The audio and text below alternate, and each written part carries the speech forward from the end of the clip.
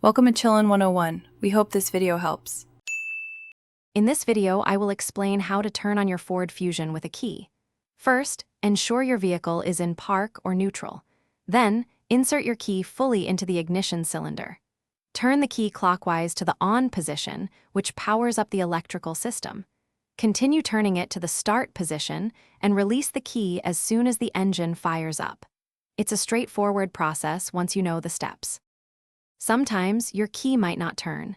This often happens if the steering wheel lock is engaged. Gently wiggle the steering wheel while turning the key to release it. Also, double-check that your gear selector is firmly in park or neutral, as the car won't start otherwise. If the engine doesn't crank at all, a dead car battery could be the culprit, so check its charge.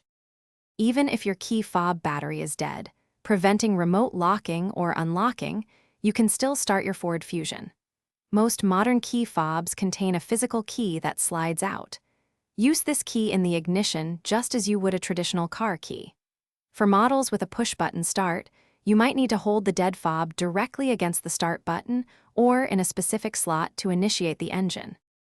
To avoid getting stranded, always keep a spare key in a safe, accessible location. If you consistently experience issues starting your Ford Fusion, it's wise to consult a qualified mechanic to diagnose any underlying problems with the ignition system or battery. Remember, regular maintenance helps prevent unexpected issues.